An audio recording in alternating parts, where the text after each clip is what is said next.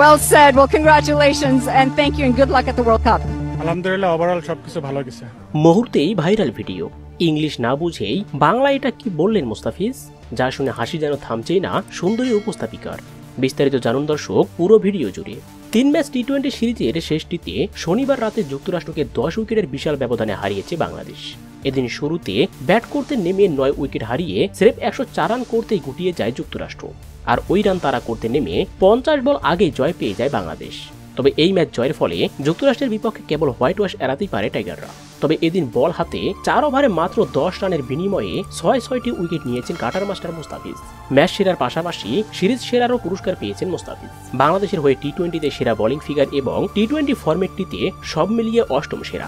আর তাই তো এদিন পুরস্কার বিতরণী অনুষ্ঠানে মুস্তাফিজকে পুরস্কার নিতে ডাকেন এক সুন্দরী উপস্থাপিকা।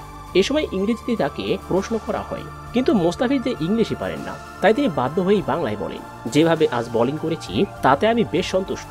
ম্যাচে আমি অনেক বৈচিত্র্য ব্যবহার করার চেষ্টা করেছি, ইনশাল্লাহ তা আমি পেরেছি। অবশ্য মুস্তাফিজ যে বাংলায় এসব বলছেন তার সিটে ফোটা বোঝেনি সেই সুন্দরী উপস্থাপিকা।